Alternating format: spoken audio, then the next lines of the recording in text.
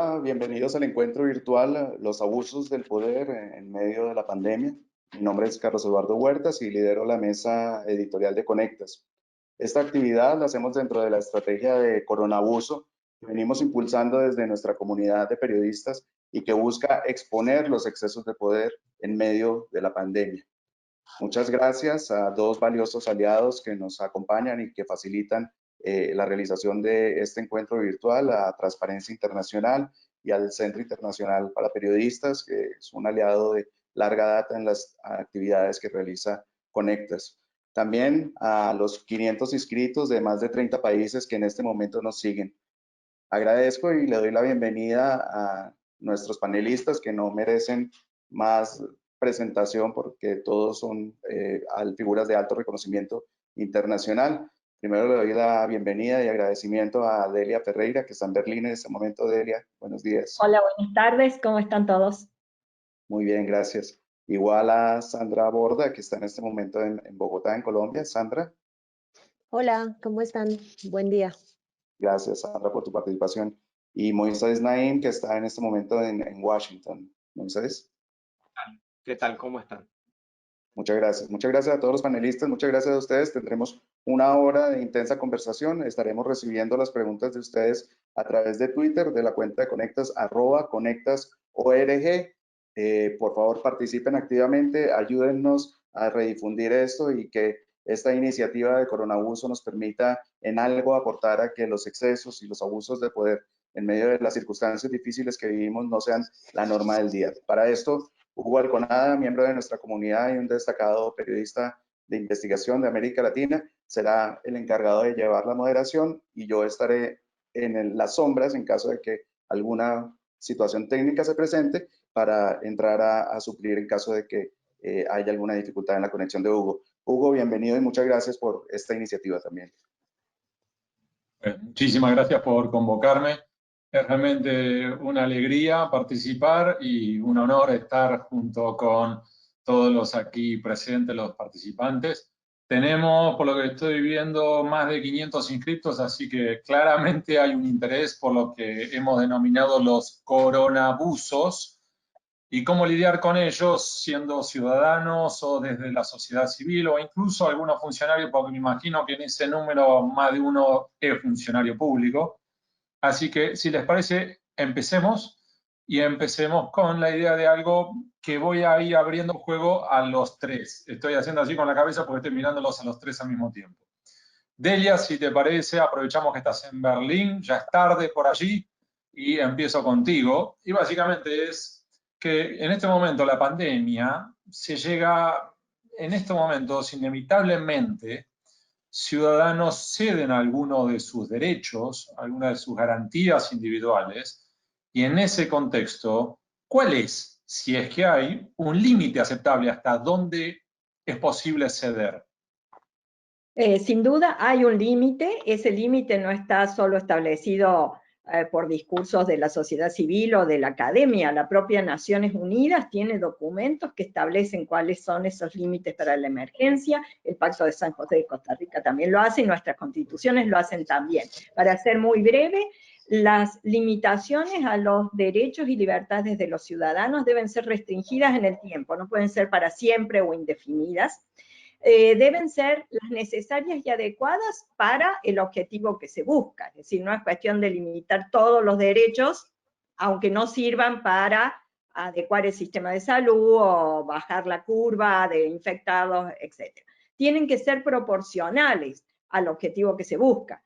Deben ser razonables, digamos. Deben ser transparentes. La ciudadanía tiene que estar informada de cuáles son las medidas, con claridad para que no haya confusiones, y cuál es el porqué de esas medidas y la justificación, digamos, de esa medida. Y esas medidas tienen que estar sujetas a control. La emergencia no es un cheque en blanco, a pesar de que la urgencia hace que la propia ciudadanía esté más dispuesta a aceptar intrusiones en la vida privada, en las restricciones de libertades, por el miedo a lo que estamos viviendo, digamos. Pero en este momento, Delia, en términos generales, luego lo que nos están viendo, prometo que vamos a entrar en términos particulares. En términos generales de lo que estamos viendo, ¿los gobiernos están abordando bien esto o estás percibiendo abusos? Nosotros estamos registrando abusos en muchos gobiernos, no solo en Latinoamérica. Transparencia tiene capítulos en 100 países del mundo, más de 100 países, y la verdad es que estamos viendo abusos, por ejemplo, obviamente la libertad de circulación ha sido restringida en casi la totalidad de los países, pero hay una cosa que yo llamo la abdemia, que es una pandemia de apps de vigilancia ciudadana, que está apareciendo reiteradamente. Hay restricciones al acceso a la información, hay restricciones injustificadas, por supuesto, porque lo que tenemos que hacer es más información, no menos. Hemos detectado restricciones o vigilancia en las redes sociales y en lo que un ciudadano común opina sobre la situación o critica las medidas del gobierno. En algunos países ha habido incluso la aplicación de medidas policiales o de agresiones realmente para implementar la cuarentena. Es decir, estamos viendo abusos y estamos viendo abusos institucionales en muchos países. Lo que los gobiernos han hecho es aprovechar la emergencia para poner en cuarentena a los congresos, el poder judicial, los organismos de control, el derecho de acceso a la información pública. Es decir, estamos viendo abusos. Ahora, en ese sentido, Moisés, la sensación que te está dando como analista internacional es que hay algunos líderes que ya tenían el corazoncito autoritario y aprovecharon la oportunidad, o es que hay algunos líderes democráticos que, si querés, están cruzando una línea que no deberían cruzar. América Latina en particular le llega este shock, esta pandemia, cuando tiene condiciones preexistentes que la debilitan, tanto económicas como políticas.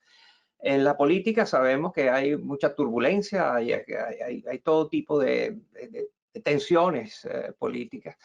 Y también hay lo que tú correctamente identificas como la propensión autoritaria, aún de aquellos presidentes que son demócratas, que fueron elegidos en una democracia y que presumiblemente operan en una democracia. Yo creo que una de las frases icónicas de esta pandemia en América Latina es del presidente de México, Andrés Manuel López Obrador. Él concretamente dijo, muy públicamente dijo, esta pandemia nos viene como anillo al dedo. Oh. Y eso creo que lo dice todo. Él está, como sabemos, muy comprometido en llevar adelante transformaciones controversiales, complejas, que requerirían de la máxima participación democrática. Y él está viendo esto claramente, lo está viendo como una oportunidad donde los ciudadanos han cedido derechos para dárselos a un gobierno que necesita que los proteja de la pandemia. Hola, Sandra. En este contexto, a su vez, así como después del 11 de septiembre generó todo un reacomodamiento de piezas internacionales, esta pandemia puede llevar a un nuevo, a ver, suena medio raro, ¿no? Esa idea de orden mundial. Si querés, para menos pretencioso, un nuevo reacomodamiento regional, al menos. Yo creo que sí. Lo que pasa es que todavía es muy difícil empezar a decir en qué dirección nos vamos a mover internacionalmente. Sin embargo, quisiera añadir una cosa, digamos, a la discusión que están teniendo sobre los abusos en este escenario, porque me parece que, digamos, parte del valor que existe en diagnosticar las razones por las cuales se presentan estos abusos, pues tiene que ver justamente que las podemos usar para evitar que sucedan. Y creo que el ejercicio de los abusos, estoy de acuerdo con Moisés y con Delia, pues se da en un escenario de condiciones preexistentes fuertísimas, pero yo no pondría todo el peso de la explicación en los mandatarios particulares y en sus propensiones autoritarias. Yo creo que hay fenómenos estructurales que complementan esa explicación a los que hay que prestarle atención. Estoy pensando básicamente en la naturaleza de las normas que estamos creando en un ejercicio prácticamente improvisado todos los días para enfrentar esta pandemia. Déjame darte solamente un ejemplo, Hugo. Mira lo que sucede en Bogotá con el confinamiento. Cada 8 días o cada 15 días estamos construyendo normas nuevas para determinar quién puede salir y quién no puede salir. Y hay normas, hay algunas de estas normas que en su esencia son profundamente proclives a generar formas de abuso. Cuando, por ejemplo, la administración de Bogotá dice, vamos a determinar quién sale y quién no sale de acuerdo con el género, somete, por ejemplo, a las poblaciones minoritarias como la población trans a unos esquemas de abusos policiales que eran preexistentes, que ya eran tremendamente preocupantes, pero ahora los deja mucho más expuestos. Claro, la lógica de la administración es, vamos a hacer la cosa fácil, porque si nos ponemos a mirar los números de identificación nacional, el asunto va a ser más difícil, logísticamente va a ser más complicado para la fuerza pública y casi que sin darse cuenta genera normas que producen o que facilitan formas de abuso. Creo que en el proceso de generar todas estas normas nos estamos confundiendo mucho. Uno se encuentra todo el tiempo con la fuerza policial no teniendo claro exactamente cuáles son las excepciones y cómo delimitar e implementar esas excepciones a las formas de confinamiento. A la misma ciudadanía se la encuentra tremendamente confundida. Entonces, entre más espacios de ambigüedad y entre menos claridad haya en este proceso de formulación gradual, pero incremental de normas para lidiar con la pandemia, más espacios de arbitrariedad estamos creando.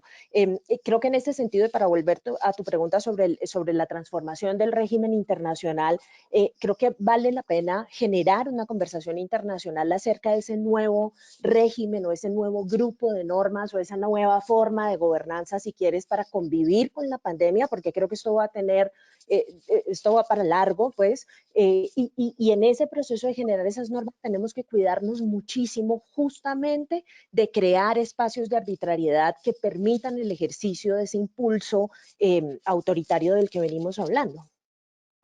Ahora, si me puedo agregar Vamos, algo, Delia. Hugo, obviamente los que hacen esas normas, y yo coincido con que muchos las están haciendo mal, las están haciendo discrecionalmente, los que hacen esas normas son los poderes ejecutivos, generalmente son los poderes ejecutivos o ha habido algunos congresos que han hecho la delegación.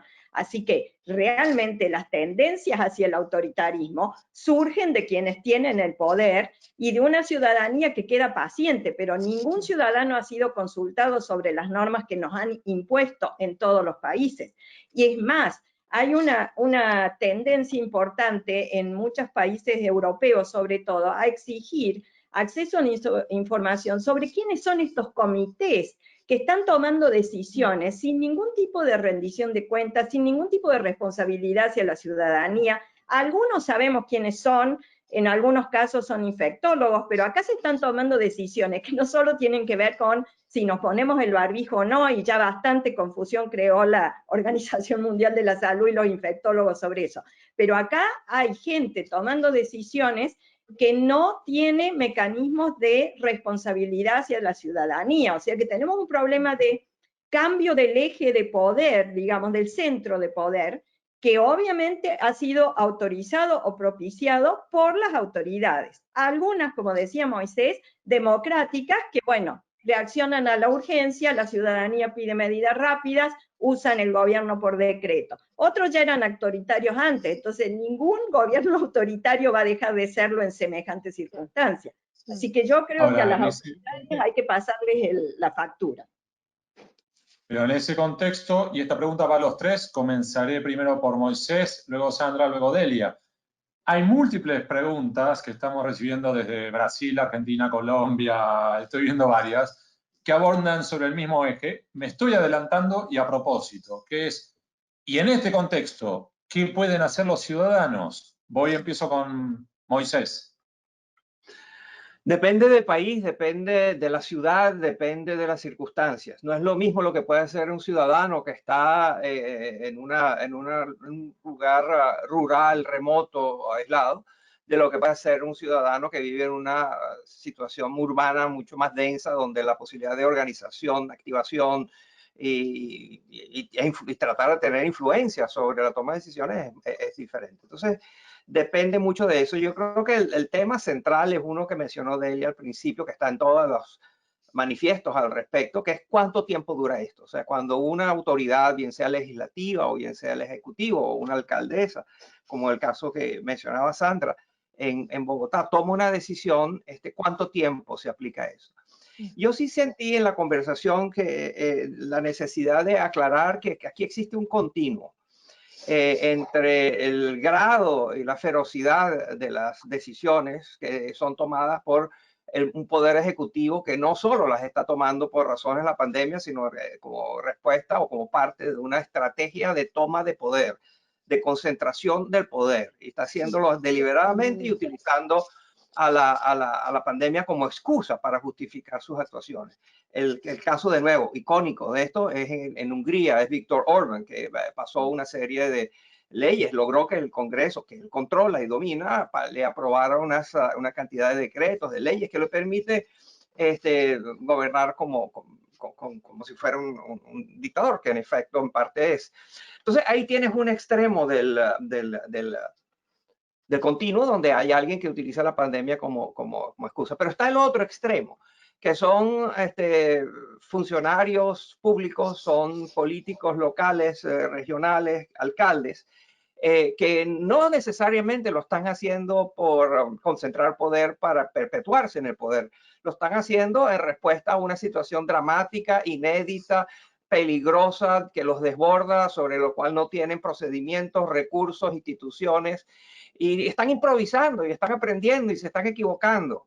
Yo estoy seguro que el caso que mencionaba Sandra de la alcaldesa de Bogotá y sus decisiones, que pueden ser buenas o malas, pero creo que responden más a la necesidad de responder a una emergencia inédita para la cual no había ningún tipo de preparación, mucho más que a una mega estrategia de toma del poder. Y en cuanto a la consulta de los ciudadanos, Delia, por supuesto, en eso estamos y claramente se necesita, pero tengamos cuidado porque las consultas a los ciudadanos tardan y toman tiempo y son complejas de organizar. Y aquí muchas veces las decisiones se tienen que tomar en cuestión de horas por burocracias públicas no preparadas, sin recursos suficientes, etc. Entonces solo quería poner el marco, especialmente me interesa diferenciar entre los gobiernos y los poderes ejecutivos, los presidentes, jefes de Estado, que tienen un apetito inmenso de devorador de poder, que quieren tener el poder y usan la pandemia como excusa. Y los funcionarios públicos que están viendo a ver cómo capean esta tormenta, donde los embates le vienen de todos lados y no tienen experiencia previa. Sandra. Sin duda. A mí me gusta bastante, digamos, esa forma de poner como los distintos lugares en los que uno se encuentra las figuras de autoridad en un momento como este, que la que sugiere Moisés. Añadiría simplemente que hay, digamos, muchos más problemas, otra vez de orden estructural político, que hacen muy difícil controlar en estos momentos, tristemente, el impulso autoritario. No lo estoy celebrando ni muchísimo menos, pero piensen que, por ejemplo, los sistemas de pesos y contrapesos en este momento son mucho más difíciles de ejercer. En Colombia, por ejemplo, estamos teniendo un problema terrible con el legislativo y con el poder judicial, porque en medio del confinamiento ha sido muy difícil que trabajen y que trabajen como deben trabajar, digamos, sobre la base y el ejercicio de una democracia de tipo deliberativo. Duramos al comienzo de la pandemia, yo creo que casi 3 semanas tomando la decisión de si, por ejemplo, el Congreso debía sesionar o no debía sesionar, si lo debía hacer virtualmente o no lo debía hacer, y eso necesariamente debilita la capacidad que tienen tanto el legislativo y el ejecutivo de ponerle límites y ponerle talanqueras al ejercicio del ejecutivo. Y del otro lado tenemos al Poder Ejecutivo Nacional, que ha tomado la decisión de que, como todo esto es emergencia, y este es el punto que estaba señalando Moisés hace un instante sobre la dificultad digamos, de conversar y de pedir opiniones y de hacer un proceso de toma de decisiones más democrático, justamente por la naturaleza, pues, difícil y particularmente digamos, súbita de lo que estamos viviendo. Entonces el Ejecutivo ha tomado la decisión de gobernar por decreto. Y aquí hay un antecedente serio, y es que se trata de un Ejecutivo que estaba supremamente debilitado y que encuentra en la pandemia un escenario de oportunidad política fantástico para lucir como un Ejecutivo eficiente, como un Ejecutivo que está lidiando, digamos, con este escenario en formas bastante particulares. Y solamente agrego una cosa, Hugo, para cerrar el punto. El el presidente Duque ha subido desde el inicio de la pandemia hasta este momento de 23% de índice de aprobación a 42%. Y eso básicamente implica no solamente que el estar todos los días hablando por televisión y demás le ha facilitado mucho el ejercicio del poder en este instante, sino que además están utilizando esa suerte de envalentonamiento o de fortalecimiento político para minar, digamos, las bases del acuerdo de paz en contra del que siempre estuvieron. Entonces, digamos, los abusos no solamente se dan en el escenario de lo legal y de los derechos individuales, sino también en otros escenarios políticos en donde los gobiernos que tienen la aprobación de la opinión en materia de la gestión frente a la pandemia, pues están sobrepasando unos límites que no tuvieron la oportunidad de sobrepasar cuando eran más débiles. Sí, yo creo que yo no he hablado de consulta a la ciudadanía, he hablado de acceso a la información de la ciudadanía y funcionamiento de los mecanismos de control. Señores, si los supermercados son un servicio básico y los cajeros y repositores de los supermercados pudieron ir a trabajar, yo no puedo aceptar que los poderes judiciales digan, no, nosotros tenemos que cerrar todos los tribunales porque acá viene mucha gente a diario. Bueno, al supermercado va mucha gente. Entonces, tengamos cuidado con eso porque la verdad, saliendo de Latinoamérica, y yo estoy viendo el panorama un poco más amplio por nuestro trabajo, lo que estamos viendo es lo que decía Moisés, en muchos casos, se usa la excusa de la emergencia para justificar avances o para tomar incluso medidas que son impopulares, que no tienen nada que ver con la emergencia, pero como la ciudadanía está asustada y está dando estos índices de aprobación, entonces yo modifico la ley de jubilaciones mientras tengo a la ciudadanía que no la dejo salir a manifestarse. O cuando sale la ciudadanía a manifestarse, tenemos un jefe de policía que le manda el reconocimiento facial y las patentes de los autos que estaban en la manifestación a los tribunales porque expresa y nada, está prohibido manifestarse. Tengamos cuidado con esto, porque el problema con las emergencias es que después es muy difícil recoger el barrilete. Entonces, y lo vimos con el 11 de septiembre. ¿Cuánto costó que la ley patriótica o el Patriot Act recogiera un poco los abusos que se estaban cometiendo? Se recogieron y se empezaron a recoger gracias a la gestión de la administración Obama, pero también a un Snowden que hizo público lo que se estaba haciendo usando las facultades de la ley. O sea que yo creo que hay que mirar lo que nos está pasando ahora, primera ola del COVID, puede venir otra hasta que tengamos la vacuna, etcétera, etcétera, pero también el post-COVID, porque acá hay muchísimas cuestiones que atender, sobre todo porque, por ejemplo, en materia de recursos que se están volcando a los países y que se van a seguir utilizando después de esto. Si no tenemos los controles funcionando como debe ser, si tenemos medidas discrecionales que han dado poder arbitrario o excesivamente discrecional a algunas autoridades, vamos a tener problemas de acá, desde ahora, en los próximos 2 o 3 años. Absolutamente. Moisés, déjame meterte en problemas. ¿Cuál es la situación ahora en Cuba, Nicaragua, Venezuela? Si quieres definirlos como los países más comprometidos de América Latina. Sí, no, a mí me irrita llamarlos comprometidos, ¿no? Yo creo que son dictaduras sanguinarias, criminales, abusivas, y que no se les debe dar el título de comprometidos, están comprometidos con la represión de sus ciudadanos, ¿no? Y eso creo que pueden tener todo tipo de maquillajes, de escenografía, de teatro, para parecer que no son dictaduras, pero las son. Y la situación en cada una de ellas es diferente. El epicentro, por ejemplo, de Venezuela. Venezuela es claramente un país fallido, no hay gasolina, entonces la gasolina, el hecho de que el país estuviese aislado del mundo de manera significativa. Entonces hay un aislamiento externo, pero también internamente hay un aislamiento donde la gente no puede ir de una ciudad a otra. Simplemente ahora acaba de llegar la gasolina y un litro de gasolina cuesta $3. Te imaginarás lo que eso significa para la movilidad de los ciudadanos y el transporte, el acceso a la comida, no hay agua, etc. Ese colapso de Venezuela está teniendo repercusiones en Cuba. Cuba, como sabemos, había venido teniendo un rol fundamental en Venezuela y tenía una presencia y dependía de los subsidios, de los regalos de Venezuela, especialmente el petróleo. Eso en parte se ha acabado porque ha colapsado la economía venezolana y ha colapsado la industria petrolera. Y entonces, y luego está, como tú mencionas, está Nicaragua. Yo creo que justo hoy creo que el presidente, creo que Ortega, mencionó que él prefería o le dio instrucciones a los médicos de que no podían utilizar mascarillas faciales porque eso inducía la ansiedad, subía la ansiedad de la población. Entonces, cuando tienes conductas como esas, ya, tú sabes, ya no se habla de que nos irrita que en los automercados haya reconocimiento facial. Eso es importante, pero no hay que olvidar que hay casos extremos como los que estamos hablando, de estos 3 países donde estos son minucias comparado con la gravedad del abuso y el alcance del abuso y la ferocidad del abuso, ¿no? Ahora, aún así, Moisés, me imagino que para algunos la pandemia podría llegar a debilitar estos regímenes e incluso ponerlos en serios aprietes. Otros analistas consideran que, por el contrario, esta pandemia les permitiría reforzar su control sobre la sociedad. ¿Cuál es tu visión?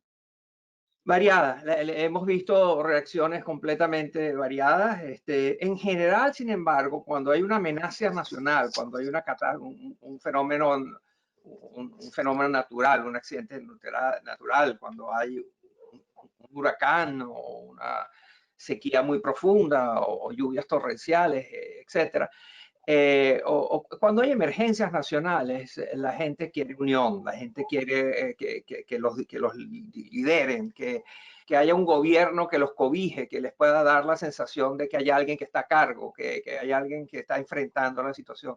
Entonces, aquellos gobernantes que mejor hayan comunicado su solidaridad, la empatía, que ellos entienden y saben colocarse en el lugar de dolor y de dificultad, de riesgo, de miedo en que está la población, que están tratando de unificar y no de dividir. Esos presidentes tienen, claramente se ha visto un aumento en sus grados, en sus niveles de popularidad.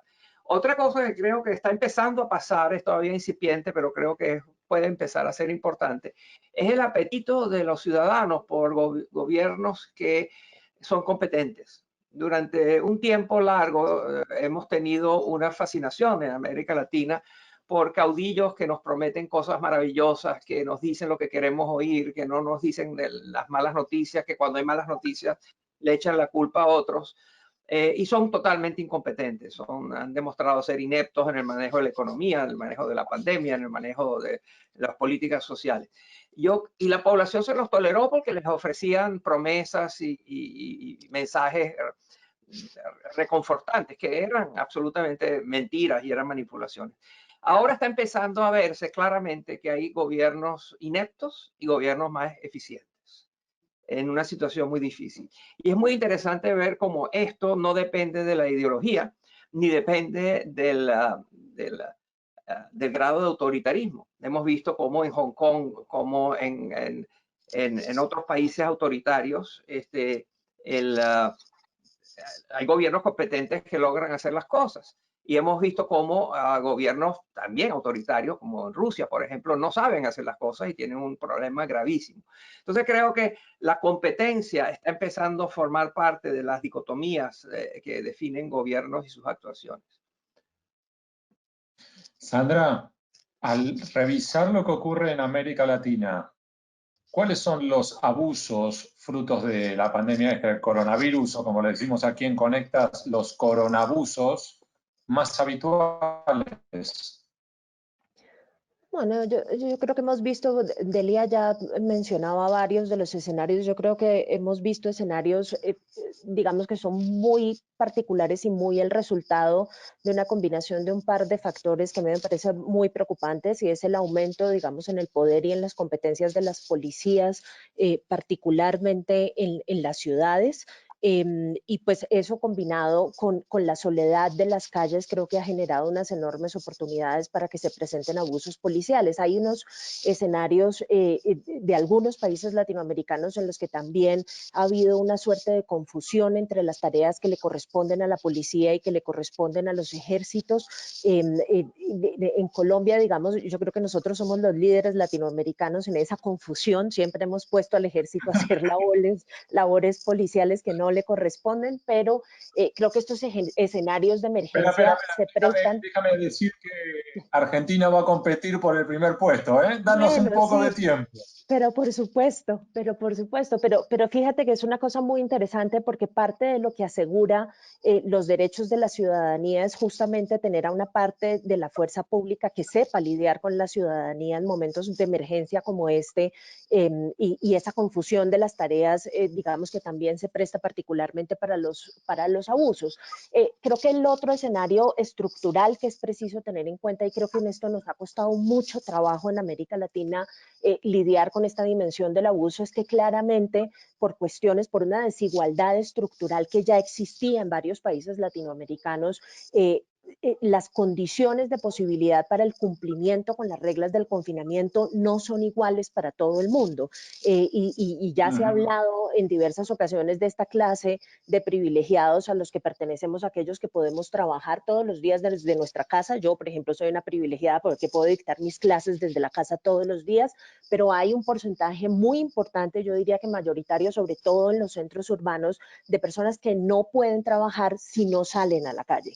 Y esas son las personas que están siendo víctimas constantemente del abuso policial porque sus labores económicas no corresponden a las excepciones que están contempladas en las reglas del juego del confinamiento, y básicamente lo único que encuentra, digamos, las administraciones en estas grandes ciudades es básicamente la mano dura para decirle a esta gente que se tiene que quedar en la casa, no importa si eso implica que básicamente no va a tener recursos para alimentar a sus familias o pues para ganarse la vida.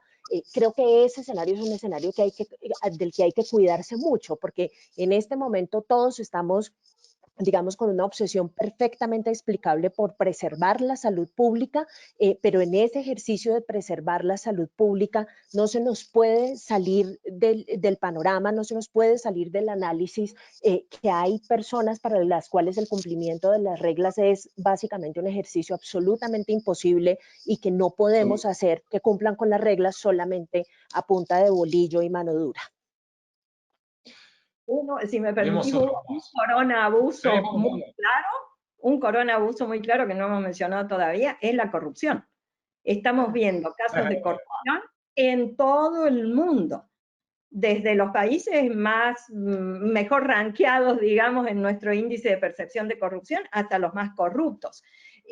Todo vinculado con compras públicas de suministros, materiales, los tests, las máscaras, etcétera, y se repiten de un país a otro con conflictos de interés en el medio, funcionarios que son funcionarios y a la semana siguiente de renunciar están vendiendo respiradores al gobierno, estoy hablando de Estados Unidos, comisiones que han comprado para acumular la medicina esta de la malaria que tomaba el presidente Trump y ahora toma en nuestro continente Bukele, en San Salvador, y sin embargo el gobierno de Estados Unidos ha gastado millones en acumular eso porque al presidente se le ocurrió y al comité que preside su yerno se le ocurrió que eso era lo que había que hacer. Estamos viendo la aparición de compras de material procedente de China con productos vencidos que no,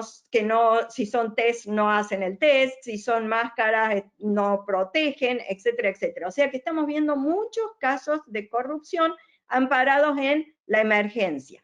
Y hay una cosa particular en esta crisis que no se había visto en otras crisis como el ébola, por ejemplo, o Caterina, que es que los casos de corrupción están siendo denunciados en forma concomitante con la situación.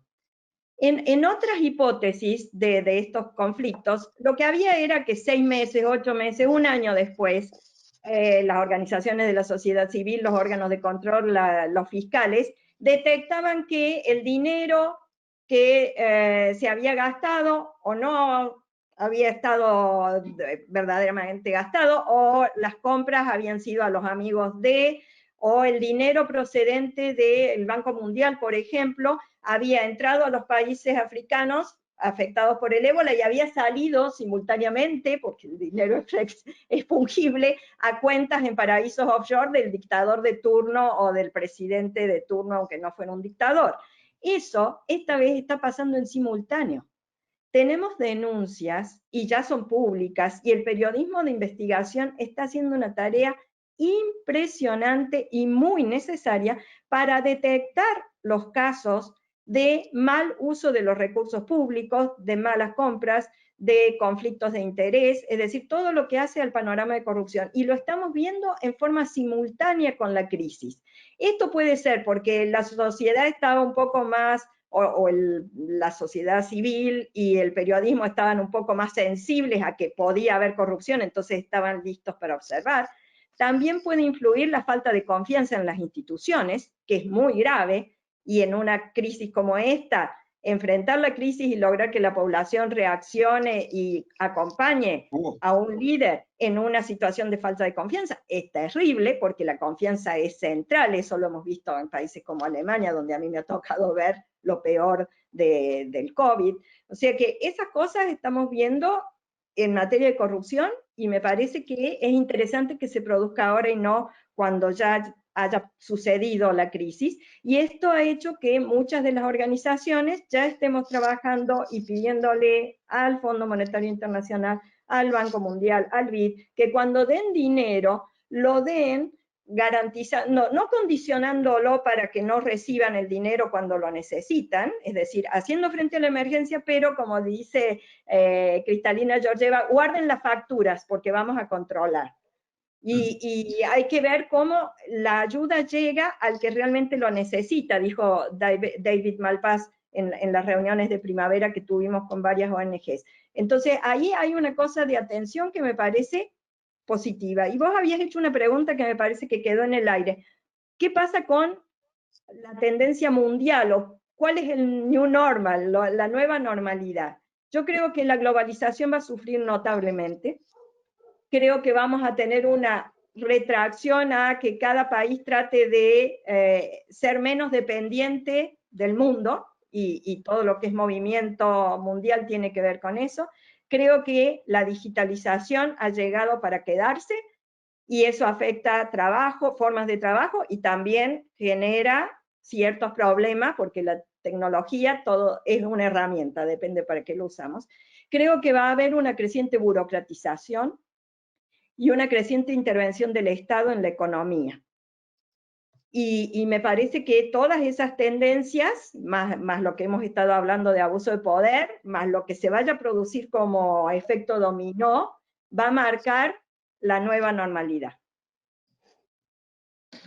En esa línea, les cuento a Sandra y a Delia que hace unas semanas Moisés tuvo la generosidad de explicarme un poquitito la situación general. Y de hecho, uno de los comentarios que me hizo para mí fue como un sopapo cuando me recordó la diferencia que tenemos con, por ejemplo, la crisis de 2008, cuando el G20, liderado por Gordon Brown, se puso al hombro la situación y lograron resolverla, o por lo menos paliarla.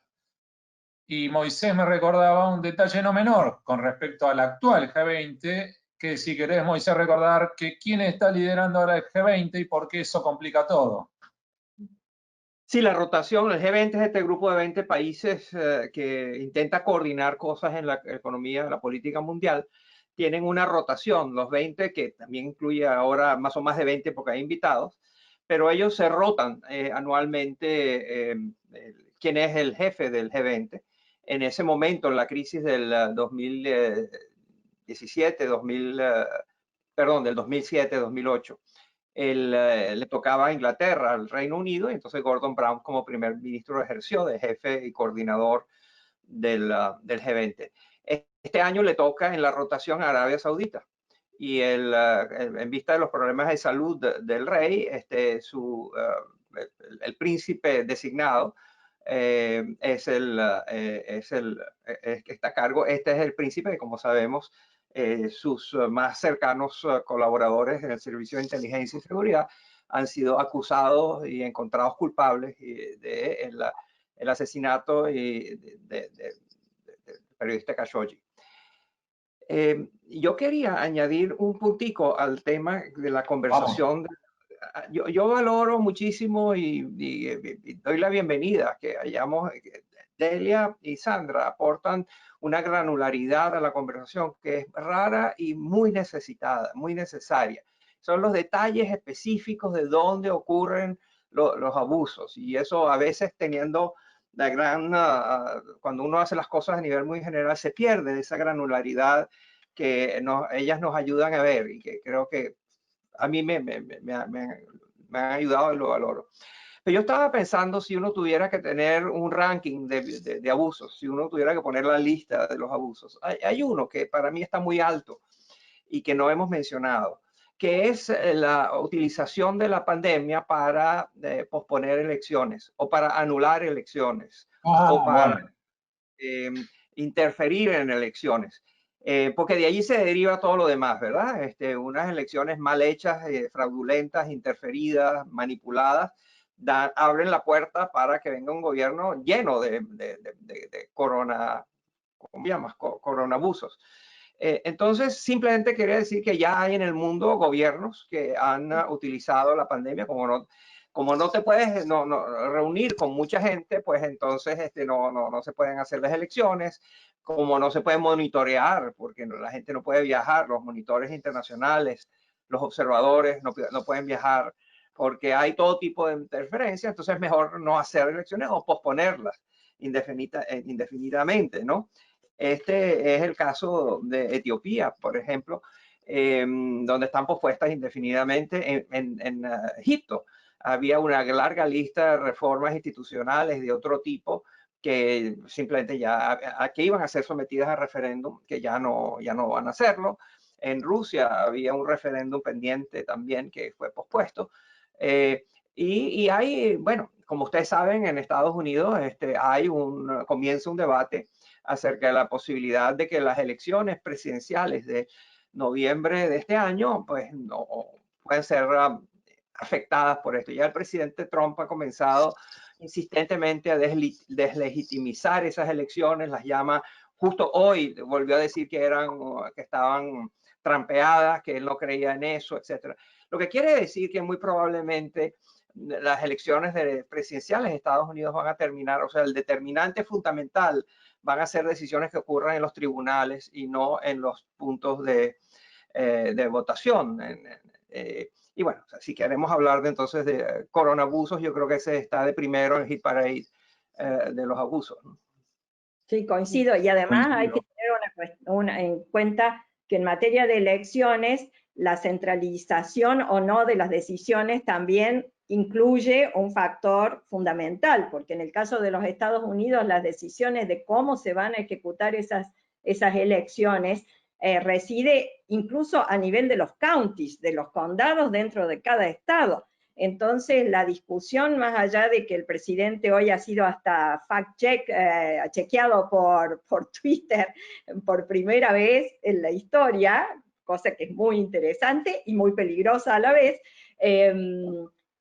ha hablado en contra del voto a través del correo, que en Estados Unidos, o el voto en absencia, que en Estados Unidos se usa tradicionalmente en muchos estados sin ningún problema. Hay estados donde la mayoría de la ciudadanía vota antes mandando por correo. En Europa, los que no residen en su respectivo país pueden votar por correo también.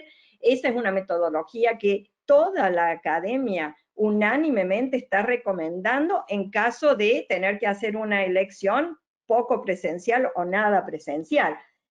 Así que esas decisiones, por ejemplo, en un país donde la decisión electoral está descentralizada, va a dar lugar a conflictos y a diferentes soluciones para diferentes poblaciones.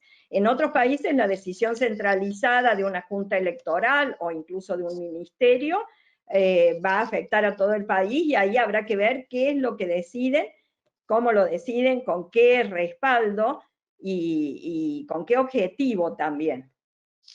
O si no, Ahora, la otra cara de la un minuto, moneda, perdón, Sandra. solamente para añadir a esto, es que la otra forma de restringir los resultados electorales es también obligando a la gente a salir a votar en medio de la pandemia cuando está muerta del pánico, que fue lo que hicieron en Wisconsin, ¿no? Que es decirle a la gente, no, no se pueden absentee ballots, tienen que ir a los puestos de votación y ni siquiera había suficientes jurados electorales para atender a la cantidad de gente que quería votar. O sea, esto tiene múltiples caras, ¿no? Quería simplemente, Hugo, añadir una cosa a la discusión sobre la globalización que plantea Delia, porque a mí esa discusión me parece particularmente fascinante. Hay un artículo que les recomiendo muchísimo que escribió un académico por el que tengo una fascinación enorme, porque es un antropólogo que se dedicó a estudiar la globalización, que es Arjun Appadurai. Escribió en Time una cosa que a mí me encanta, porque él dice, efectivamente, lo que vamos a ver es una transformación de las dinámicas propias de la globalización, pero no es necesariamente la desaparición de la globalización a lo que nos estamos enfrentando. Eso sería casi como decir que nos podemos despojar de los efectos de la industrialización o de los efectos de la invención de los computadores y del Internet de encima. Hay un montón de cosas y de prácticas relacionadas con la globalización que llegaron para quedarse. Lo que pasa es que nos acostumbramos a pensar en la globalización siempre como un sinónimo de libre mercado internacional, y entonces cuando empezamos con el proteccionismo, que además ya había empezado antes de la pandemia, pues tenemos la sensación de que la globalización se nos está desbaratando rápidamente y en nuestra cara. Pero los invito simplemente a que piensen en dinámicas alternativas. Todo el proceso de flujo de ideas y de conocimiento, por ejemplo, alrededor de los procesos investigativos para generar la vacuna, es un proceso en el cual las farmacéuticas están trabajando sobre la base misma del funcionamiento de la globalización.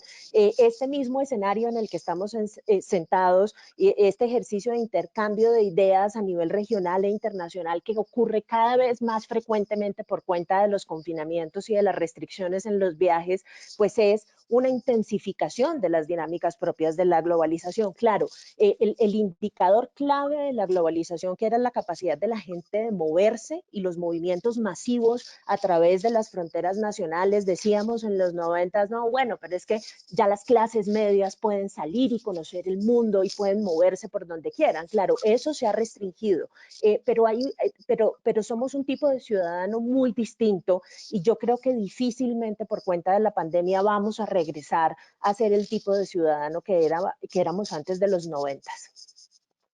De hecho, como bien decía recién Sandra, hasta este mismo webinar es un ejemplo de globalización. Tenemos a Delia en Alemania, a ti en Bogotá, a Moisés en Washington, estoy aquí en Argentina y tenemos 230 participantes en este momento con 500 inscriptos, que hay incluso de toda América Latina, Mónaco y Turquía. Es un caso evidente. Ahora, demos otro paso. Y esta es para cualquiera de los tres. El que quiera tomar la pregunta simplemente lo dice. Es una pregunta que acabo de recibir y me parece interesante porque cambia en parte el enfoque de esta conversación, que dice lo siguiente, viene de Ecuador. Miro para allá porque ahí tengo la pregunta. En Ecuador se está aprobando una ley que permitiría a las empresas reducir la jornada laboral y por ende el salario hasta en un 50% por 2 años.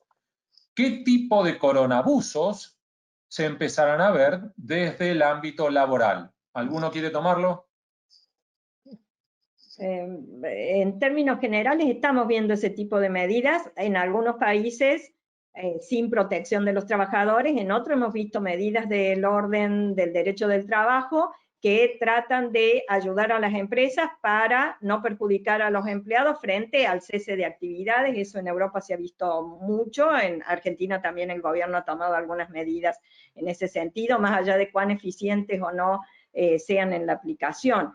Pero la situación institucional afecta a todos los aspectos de nuestra vida, no solo nuestros derechos de circular o de expresarnos o de acceder a la información, también nuestro derecho de trabajar y de recibir un salario, y el problema es la cadena de pagos, digamos, y eso queda afectado porque ¿dónde vamos a cortar esa cadena de pagos? En muchos países se dice, bueno, usted tiene que seguir pagando los impuestos, pero no puede abrir su negocio para trabajar y le tiene que pagar a los empleados, pero para pagarle a los empleados le vamos a ayudar, o bájele el sueldo a los empleados. Eso no hay una tendencia global. Hay alguna atención de algunos gobiernos mejor orientados, digamos, que otros, en tratar de proteger a aquellos que lo necesitan más, digamos, en la sociedad. Sí, Moisés, avanti. Yo veo con preocupación el que un Congreso pase una ley que decida cuántos empleados puede tener una empresa.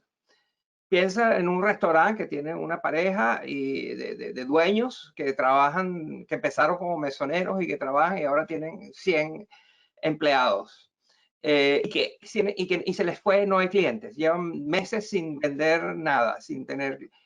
A ellos les vas a decir, y ellos su única solución es reducir el número de trabajadores que tienen, porque si no van a quebrar y van a estar fuera todos, no el 50%, sino todos.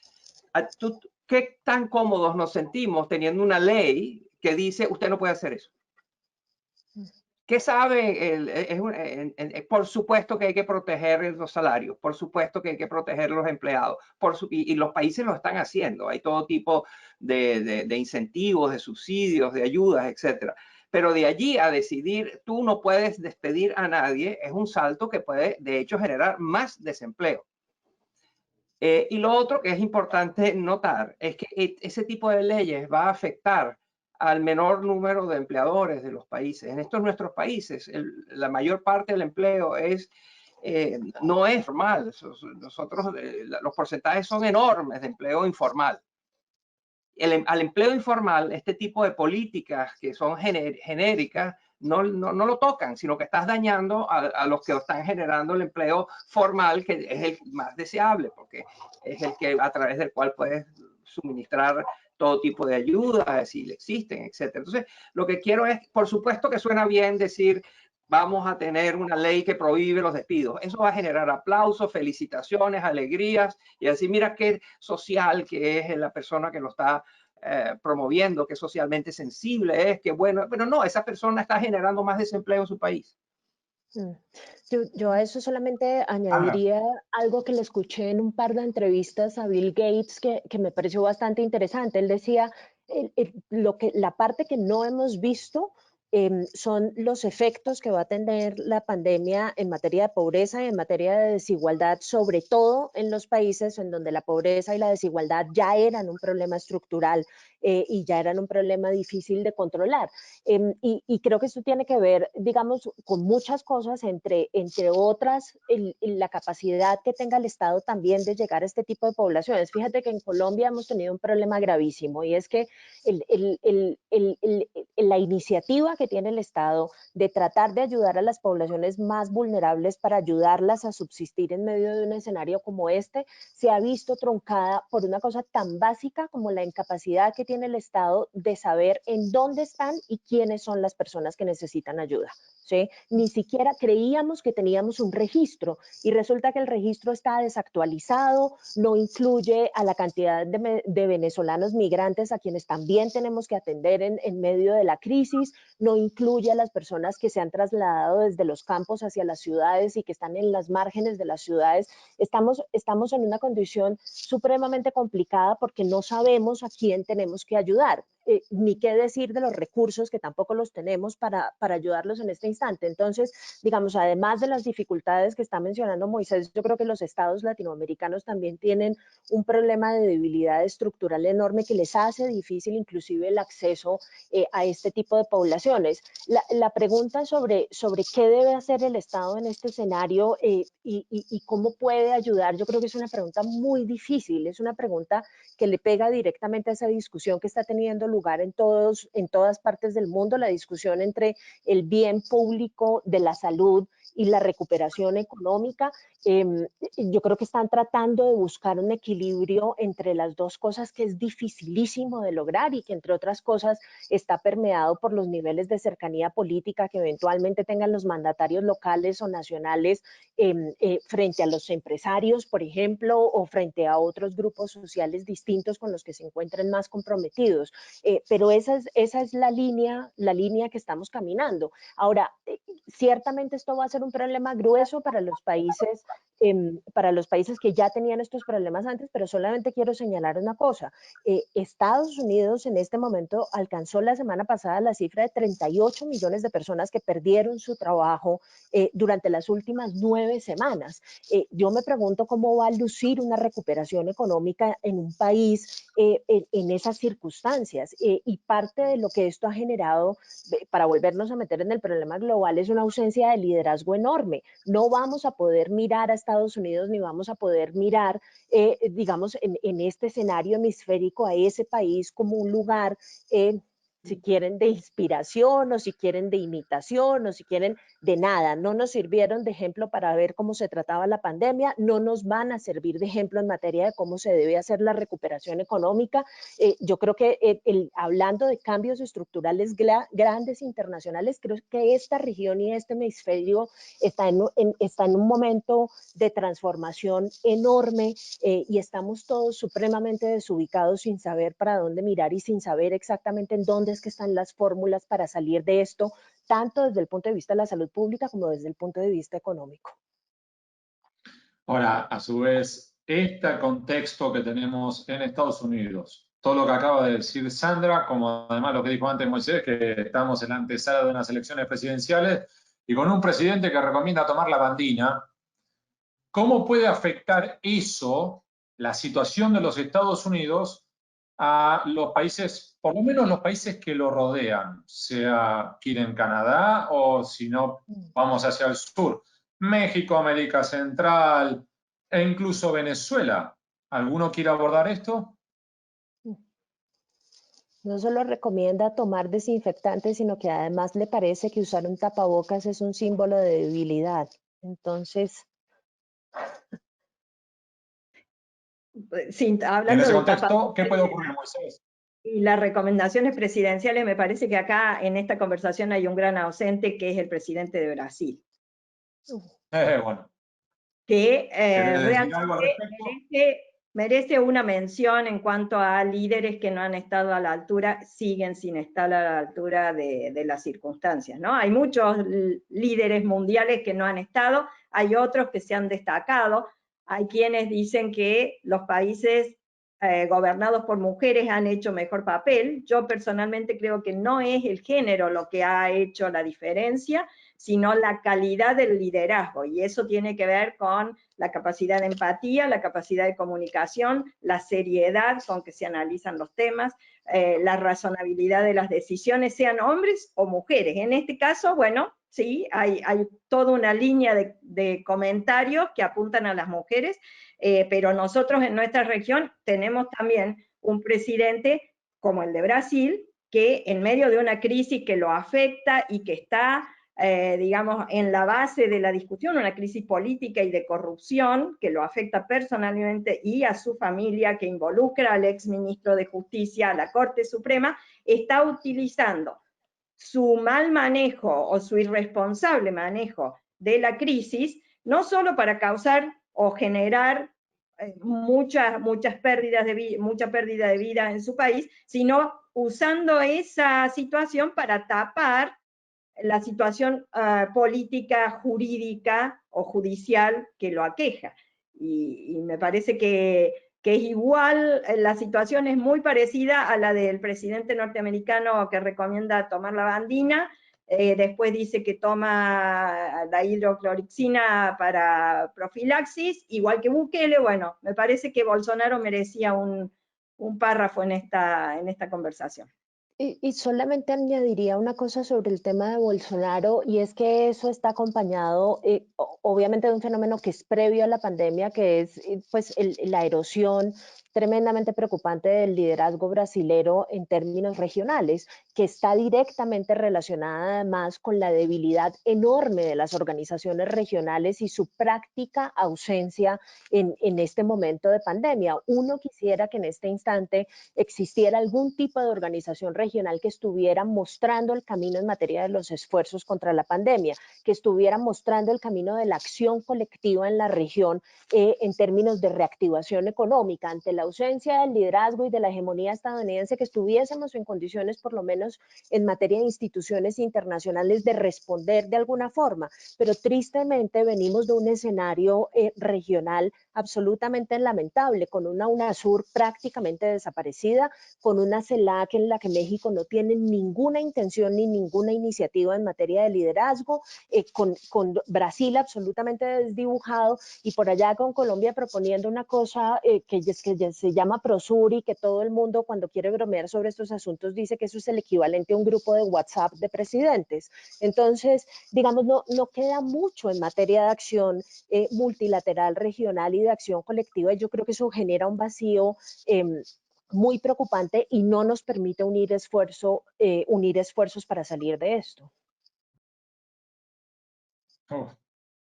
Esto va para los tres, pero déjenme comenzar por Moisés y voy a explicar por qué. La pregunta es, dado este diagnóstico que los tres muy generosamente han planteado, ¿qué puede hacer el periodismo? Antes Delia mencionó periodismo de investigación en particular. Y voy a empezar por Moisés, porque él fue un gran editor de la revista Foreign Policy, y en ese sentido siempre me quedó la gana de trabajar con él. Así que voy a aprovechar para decir, Moisés, si tú fueras mi editor ahora, ¿qué me dirías que yo preste atención? ¿A qué mirar? ¿Qué herramientas utilizar? Una ofensiva total contra los charlatanes. Estamos viviendo una época de oro de los charlatanes. Los charlatanes siempre han existido, son los que prometen bálsamos que lo curan todo, son los que prometen soluciones a todos los problemas, son los que ofrecen alternativas donde no las hay, etc. En momentos en que eso siempre ha existido, forma parte de la experiencia humana.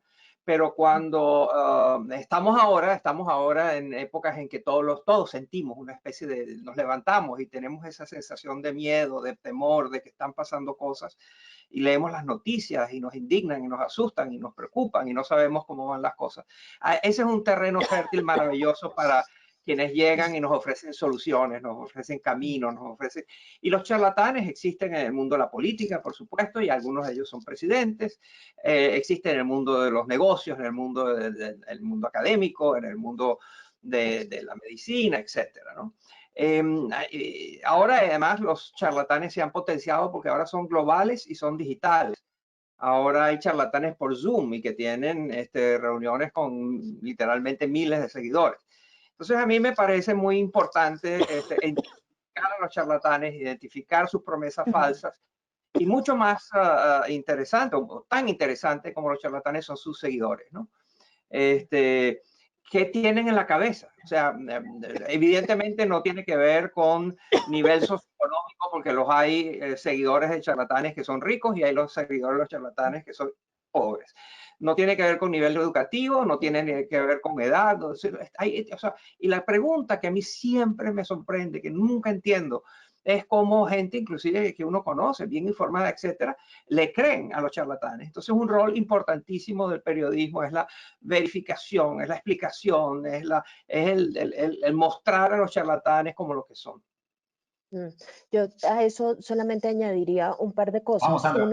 Una de las estrategias para contrarrestar, digamos, esa circulación de desinformación es el fortalecimiento del periodismo científico. Yo creo que en un escenario de pandemia eso es supremamente importante, que la gente pueda regresar a los medios de comunicación que venían de una etapa pues, de crisis en materia de credibilidad enorme, que pueda regresar a los medios de comunicación tradicionales a obtener información sobre cómo cuidarse, a obtener información sobre cómo cómo realmente pasa el contagio y cómo no pasa, yo creo que es importantísimo, y ahí la función del periodismo científico, que tristemente en nuestros países no se ha desarrollado tanto, creo que es fundamental. Y el segundo sitio en el que creo que el periodismo es clave, siguiendo la idea de que estamos, digamos, en un escenario de sociedad encerrada y confinada que no puede, digamos, manifestarse y que no puede resistir, y siguiendo, digamos, esta tendencia hacia el autoritarismo y hacia el abuso que estamos observando, el lugar del periodismo, con todo lo arriesgado que es el lugar donde está sucediendo el abuso, que es en la calle. Es la oportunidad, digamos, para que el periodismo se constituya y retorne a su labor de ente vigilante de los abusos del poder del establecimiento. Lo ve uno en las redes sociales todo el tiempo, estar ahí para documentar, estar ahí para filmar, estar ahí para registrar los abusos que están teniendo lugar, es, digamos, un ejercicio de protección de la ciudadanía que es tremendamente importante. Así que hoy más que nunca, justamente cuando el poder se hace más abrumador y se hace más omnipresente y se hace más difícil de resistir, es que creo que el periodismo tiene que ejercer, digamos, la tarea de, gracias a su independencia, estar en condiciones de proteger a la sociedad de esos abusos por parte del Estado y por parte de las autoridades que son tan fácilmente, digamos, ocurribles en un escenario de pandemia. Yo agregaría a todo lo que ya se ha dicho, y el periodismo de investigación para la corrupción, el periodismo que controla los abusos del poder, el periodismo de datos, que me parece una nueva forma de hacer periodismo que contribuye a generar información más allá de la opinión, que a mí me parece muy importante en los medios de comunicación, además de la información. Creo que la opinión es importante. Y me parece que esa información hoy también tiene en los datos y en el Big Data un material que tiene que explotar. En Argentina, la Nación Data tiene un gran equipo haciendo periodismo de datos, y me parece que aporta mucho, y en muchos de las investigaciones sobre corrupción ha sido precisamente un aliado en ese periodismo de investigación. Así que me parece que es clave, y porque es clave estamos viendo en gobiernos autoritarios cómo se trata de cercenar o paralizar la acción del periodismo, porque realmente es el que alerta a la ciudadanía de lo que está pasando. Otro paso adicional. Hemos trazado el diagnóstico y vamos al revés y otra vez para los tres. Una cuota de esperanza. ¿Ven algo que les aliente la esperanza en este contexto? ¿Alguno quiere comenzar? Yo diría que el hecho de que nos afecte a todos. Ahora no hay discusión de prioridades. Acá hay una prioridad y el mundo entero está preocupado por esta situación y lo que viene, en función de economía, trabajo, instituciones, nuevos medios de vinculación. Y me parece que eso es positivo, por lo menos desde el punto de vista de la lucha por la transparencia, la integridad. Eso nos ha facilitado mucho el camino, porque ya no hay discusión sobre si gran corrupción, pequeña corrupción. Toda la corrupción y la falta de transparencia que tiene que ver con el COVID y lo que viene después del COVID-19 nos facilita el trabajo coordinado a nivel mundial. Y me parece también que hay una actitud un poco más abierta, a pesar de la ineficiencia de algunos organismos regionales, pero hay una actitud más abierta de este tipo de organismos a escuchar a la sociedad civil, por lo menos a la sociedad civil internacional organizada. Nosotros hemos encontrado espacios con buena repercusión donde antes ni siquiera entrábamos. Teníamos las puertas cerradas, y ahora se escucha, se consulta, se invita a la sociedad civil a participar en los esfuerzos para capear esto y lo que viene, sobre todo. Yo creo que lo más importante es que estemos preparados para trabajar juntos en que el post-COVID y lo que se llama la nueva normalidad respete el Estado de Derecho, respete los límites, respete las libertades individuales, y sea un momento de más integridad y mejores gobiernos, más inclusión. Me parece que tenemos una oportunidad importante. Yo creo que hay dos cosas Sandra. fundamentales que a mí me parecen interesantes de lo que ha sucedido. Una, creo que el confinamiento nos ha hecho mucho más conscientes de lo que éramos en el pasado, de cómo nuestro estar en el mundo deteriora el medio ambiente, y creo que el estar encerrados nos ha llevado a darnos cuenta cómo si nos abstenemos de ciertas prácticas podemos ser un poco menos depredadores, y yo tengo confianza en que esa reflexión sea una reflexión que se quede y que nos mueva, digamos, en una dirección distinta en materia global en lo que tiene que ver con la preservación del medio ambiente. Y la otra cosa es que creo que la pandemia nos ha hecho mucho más conscientes de las distintas caras que puede adoptar la desigualdad económica y social. Y creo que esas múltiples caras que nos ha mostrado, creo que nos ha puesto muy de presente que digamos que esas desigualdades son desigualdades que no son ya más sostenibles y que además no están soportadas en nada que sea defendible.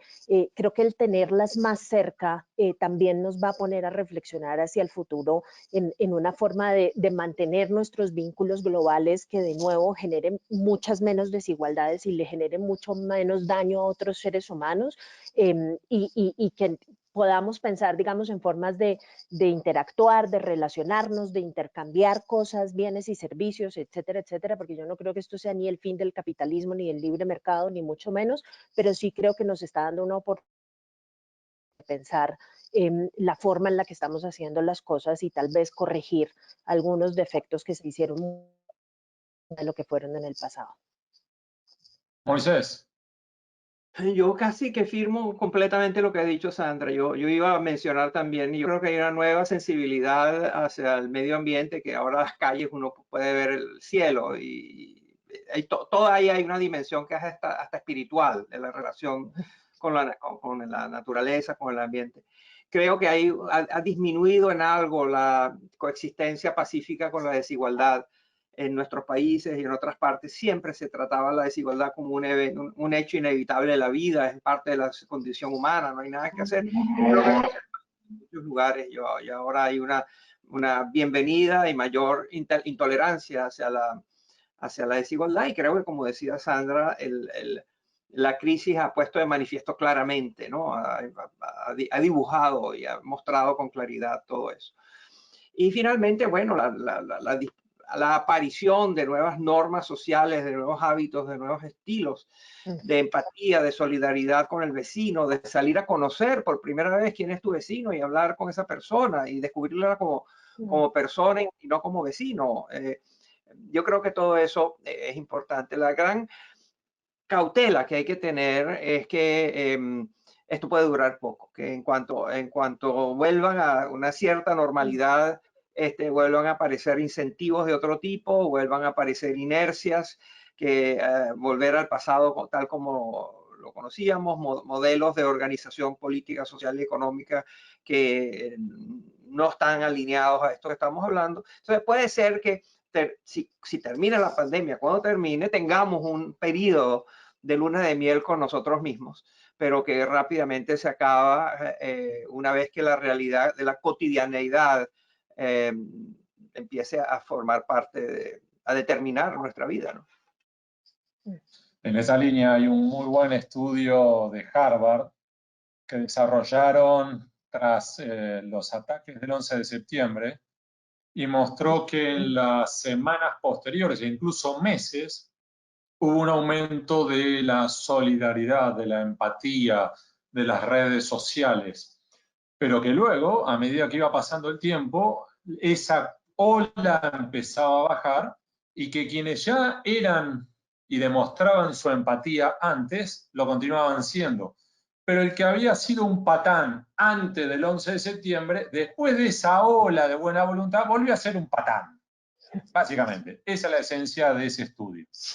En esa línea, acá hay una de las preguntas que marca justamente, leo textual, por eso miro para acá abajo. El rescate para el día después del coronavirus, la pandemia, ¿es una fórmula para beneficiar a la población en general? o en lo que han visto puede ser un nuevo coronabuso que beneficie a determinados factores de poder? ¿Quién quiere? ¿Delia?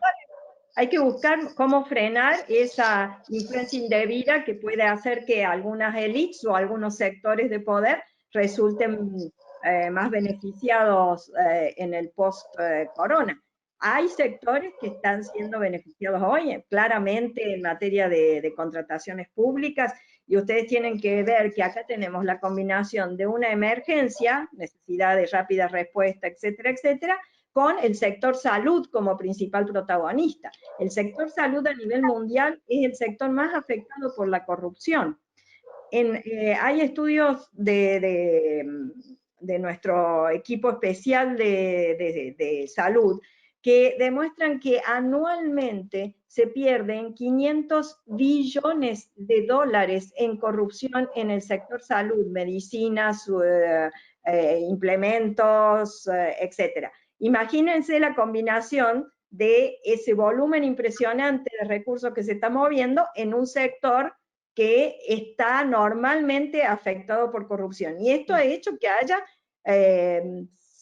centros de poder, digamos, o grupos poderosos o intereses que están siendo beneficiados porque tienen una capacidad de lobby extra para los casos de emergencia. Así que hay que estar muy atentos. Yo creo, mi palabra para este momento es alerta. Tenemos que estar alertas. Los que trabajamos por la calidad de las instituciones y demás, tenemos que estar alertas. ¿Cuál sería tu palabra, Sandra? Creo que Moisés estaba levantando la mano antes que yo. Ah, perdón, Moisés, vamos. Sí. Muy brevemente, disculpa, muy brevemente, yo solo quería, siguiendo la recomendación de Delia de la alerta, yo nos quiero alertar sobre la idea del día después, que era una de las premisas de la pregunta, ¿no? De que el día después que ya no haya más pandemia, que quiénes se van a... Pero no estoy seguro que va a haber un día después, porque la implicación de la metáfora es que es como un switch.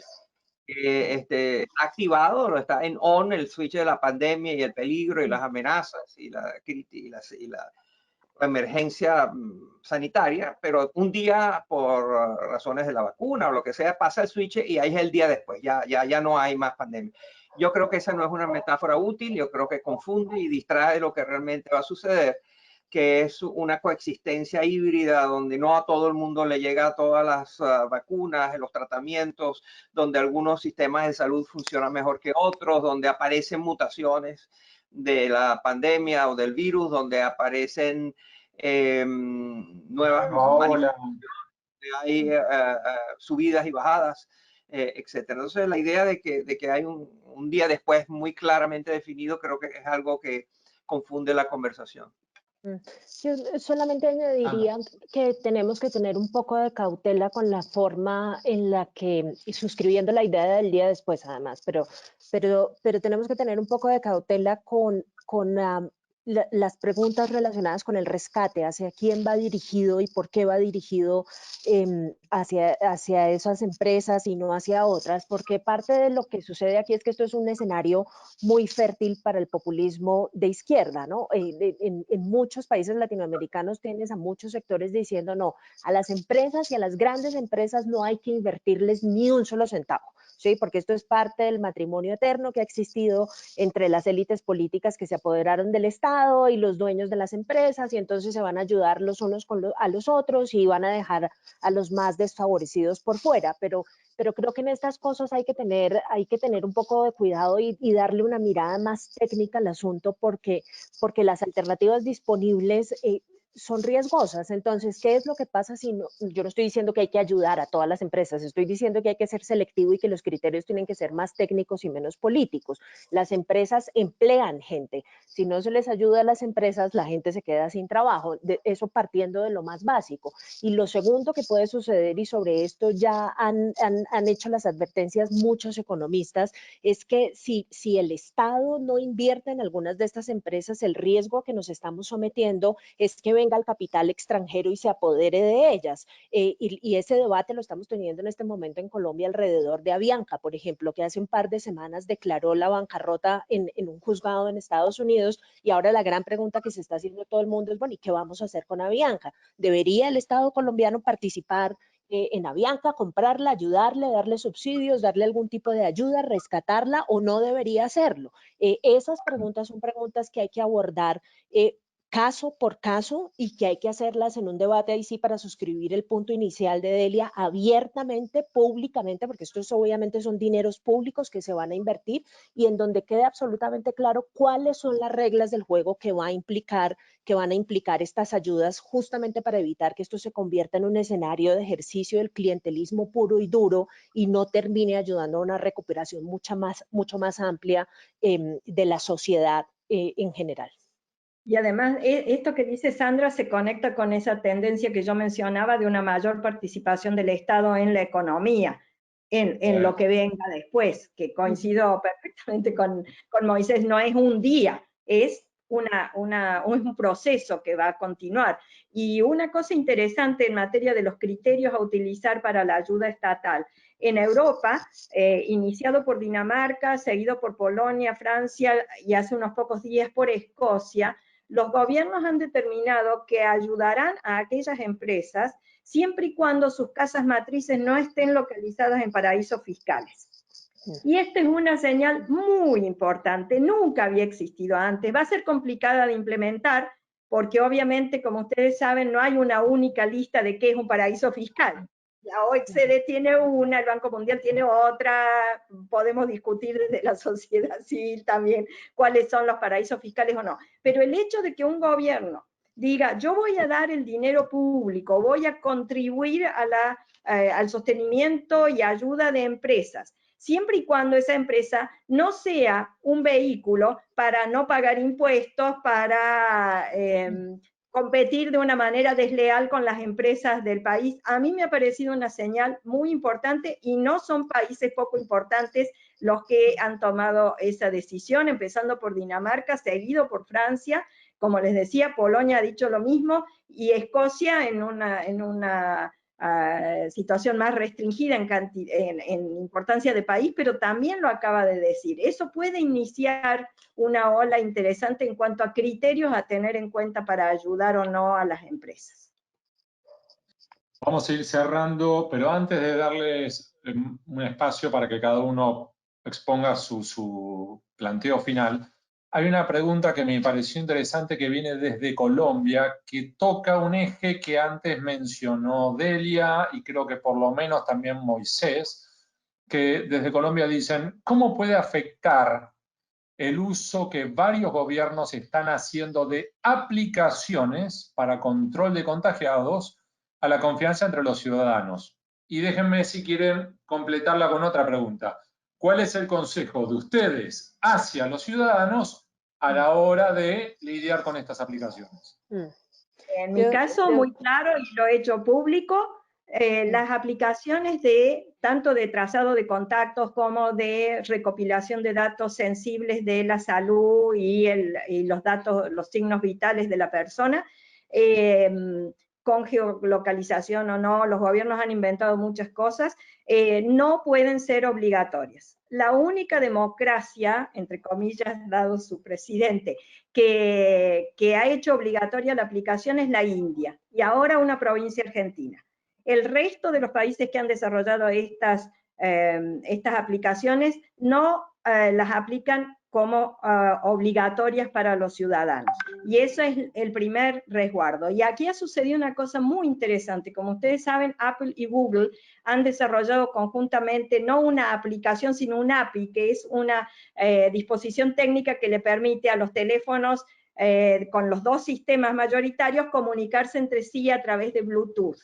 Las dos empresas han puesto como requisito para ceder la utilización de ese sistema a los gobiernos para sus aplicaciones, que la aplicación sea basada en varios niveles de consentimiento, es decir, tiene que ser libre el sumarse a la aplicación, tiene que ser libre la carga de datos, tiene que ser libre el envío de datos a el centro del gobierno que está manejando la pandemia, y además los datos no se guardan en una base de datos centralizada controlada por el gobierno, permanecen en el teléfono celular de cada uno de nosotros. Y lo más interesante es que entre los cambios de centros de poder que estamos viendo, el centro de poder regulatorio en un mundo cada vez más digitalizado, en este caso claramente ha pasado del Estado a las compañías privadas. Han sido las compañías privadas las que han puesto las reglas y los gobiernos las que han aceptado las reglas y querían utilizar el mecanismo. Francia le pidió a las empresas que les dejaran acceder a los datos, a pesar de la defensa de la privacidad y de la protección de datos personales que en Alemania, que en Europa es muy fuerte. Francia quería acceder a los datos y centralizar toda la información, y las empresas dijeron no, la condición es que se respete el consentimiento informado del ciudadano. Antes de darte pie a vos, Sandra, un pequeño comentario, Moisés. Yo creo que acá sería otro de los ejes como periodismo de investigación, ¿no? Mirar la letra chica de estas aplicaciones, convocar un par de expertos informáticos para empezar a mirar cuál es realmente el cumplimiento de lo que está diciendo aquí Delia. Perdón, Sandra, continúa. Sí, no, eso además para decir que parte del problema que existe con estas aplicaciones es que la gente que las usa realmente no tiene clara esa letra chica, que es donde están todas las implicaciones que está describiendo Delia en este instante. En Colombia pasó una cosa que creo que ya no está pasando, y es que el uso de la aplicación que promueve el gobierno se estaba bajando a los teléfonos automáticamente cuando uno reinstalaba el software o cuando lo actualizaba. Eso básicamente equivale a no dar consentimiento. Si la aplicación se te baja directamente cuando estás actualizando el teléfono, pues ahí ya empiezas a tener un problema muy grave, y yo creo que la gente no le presta la suficiente atención a la cantidad de cosas que se pueden hacer con la información que pone en este tipo de aplicaciones, y ese es un problema que ya veníamos teniendo desde hacía mucho tiempo. Hay un texto del corresponsal científico del New York Times que hace un análisis súper interesante acerca de cuáles son las razones por las cuales es tan importante ponerle mucho cuidado a la forma en la que se maneja esta información. Por cuenta de la inexistencia del día después y por cuenta de lo que va a ser, él hablaba de la construcción de distintos tipos de ciudadanos de acuerdo con los niveles de contagio, de acuerdo con los lugares por los que has pasado, de acuerdo con si tienes o no tienes en tu familia personas que hayan sufrido el coronavirus, y de acuerdo con si tú mismo lo has sufrido y te recuperaste o no. Se van a crear distintos tipos de ciudadanía que va a generar nuevas formas de discriminación, y esas nuevas formas de discriminación van a ser ejercidas por el Estado. Aquí los contaminados y aquí los no contaminados, aquí los que tienen alguna forma de inmunidad y aquí los que definitivamente no la tienen, y esa nueva forma de estratificación solamente es lograble gracias a la utilización de ese tipo de información. Entonces, yo sí soy un poco fundamentalista con este asunto, soy acérrima enemiga de eso, porque además creo que ya hemos llegado a la conclusión de que cuando las aplicaciones son gratis, realmente uno está pagando con información y no con dinero, y eso genera unos riesgos enormes en materia de control social, que me parece que en la gran mayoría de los casos son supremamente difíciles de evitar.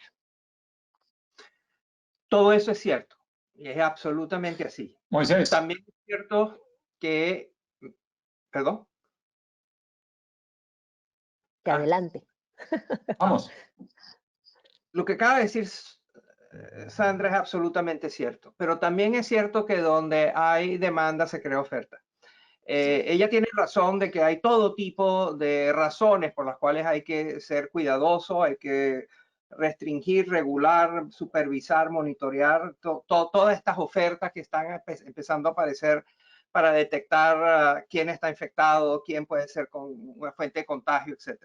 Eso es cierto, pero hay una demanda. La demanda es gigantesca. Tú vas a querer saber si estás en peligro, puedes poner en peligro la vida de tus padres. Eso, independientemente de todas tus prevenciones y de todas tus cautelas, tú vas a preferir saber si tú eres una amenaza de muerte para tus padres. Eso es una realidad. Y millones y millones y millones de personas van a tener esa preferencia. Lo que quiere decir que hay y ya existen esfuerzos inmensos en las compañías de tecnología de todas partes del mundo para tratar de crear soluciones tecnológicas que tomen en cuenta las cautelas, alertas y preocupaciones que tú muy justificadamente mencionas. Pero lo que creo que estamos en una ruta indetenible, en la cual hay la demanda de que queremos saber más de quiénes son los contagiados y dónde están y cómo protegerme y proteger a mis seres queridos. Y también va a haber una oferta de nuevas tecnologías que de alguna manera va a tratar de reconciliar y satisfacer los requisitos que todos queremos tener en cuanto a protección de nuestra privacidad y de que no se forme una sociedad jerarquizada y estratificada a través de gobiernos y tecnologías. Sin duda. Vamos ahora al revés. Hay una pregunta de México que me parece interesante. Quiero que los tres, porque para ahí cada uno puede aportar una idea interesante. ¿Qué mecanismos de seguimiento, dicen desde México, qué mecanismo de seguimiento de las decisiones es o sería ideal para garantizar una efectiva rendición de cuentas sin ralentizar las decisiones?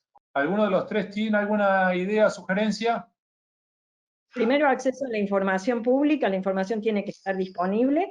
Aquellos países que ya tenían montados, por ejemplo, plataformas de compras online, eso lo facilita. En este momento es imposible montar eso, pero aquellos países que lo tienen lo pueden seguir utilizando y eso facilita. En Perú hay una experiencia muy interesante de la auditoría, de la Contraloría General, que es lo que llaman un seguimiento, una auditoría concomitante, es decir, no esperan a que el pago se haya hecho o la obra de infraestructura se haya terminado para ir a inspeccionar si se gastó bien, si se hizo, si no se hizo, sino que van trabajando al unísono de la contratación, o sea que hay mecanismos, pero lo primero para que puedan funcionar cualquier organismo de control es que haya acceso a esa información para los ciudadanos, para los periodistas, para los organismos de control. Y segundo, que los organismos de control estén funcionando, no en cuarentena.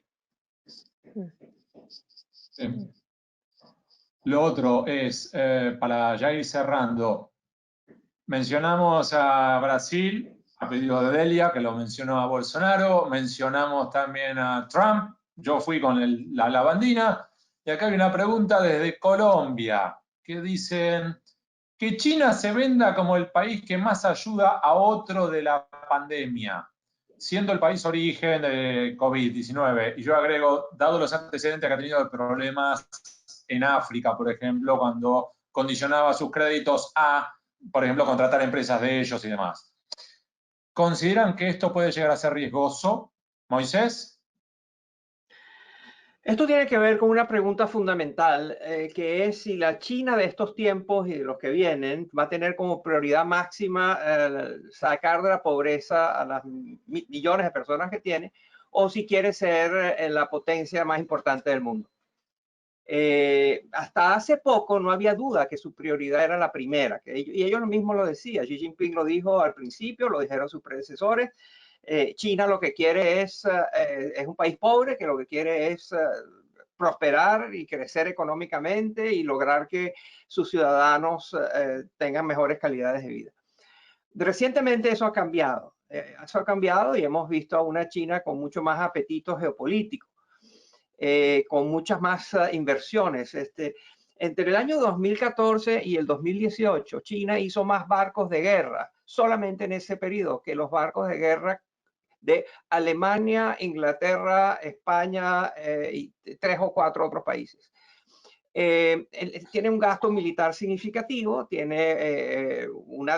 claramente ha mostrado intenciones ya que van más allá de eso, pero no lo sabemos. Y creo que es un deber de todos tratar de contener cualquier el alarmismo y el hostigamiento de un país que va a tener un rol muy importante, pero queremos que sea un jugador, un participante sano del sistema político mundial. Vamos cerrando. Los invito a los tres. Si queremos arrancamos por el orden. Hago Sandra, Delia, Moisés. ¿Les parece un minuto cada uno para cerrar con el concepto que ustedes quieran remarcar? Sandra. Uy. No, yo creo que digamos, terminaría diciendo simplemente que es un escenario muy difícil, el escenario por el que estamos pasando, porque es un escenario en donde necesaria e inevitablemente es preciso restringir algunas libertades individuales para lograr un bien público más amplio, que es la preservación de la salud colectiva. Eso es absolutamente inevitable y yo creo que uno no puede llamarse a engaños pensando que puede garantizar las libertades de la misma forma en la que lo haría en un escenario de normalidad.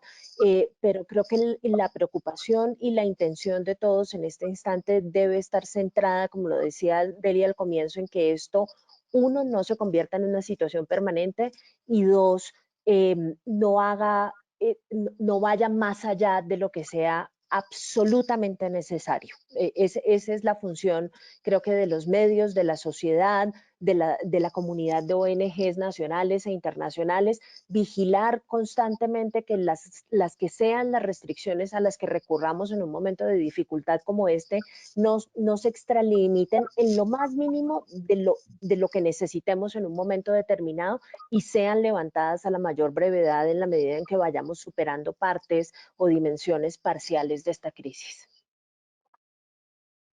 Delia. Muy breve. La emergencia no es un cheque en blanco, estemos alertas. Moisés. Yo en un minuto lo único que me queda es darle las gracias por haberme invitado y gracias a mis colegas en este maravilloso panel. Estoy encantado de estar con ustedes. Pues yo le agradezco entonces a los tres por el tiempo, la oportunidad, la generosidad que han tenido para esto, conversar con asistentes de toda América Latina y de hecho de mucho más allá por lo que estamos viendo, de dónde vienen todos. Gracias a los tres. Y a Conectas, hasta la próxima, nos estaremos viendo.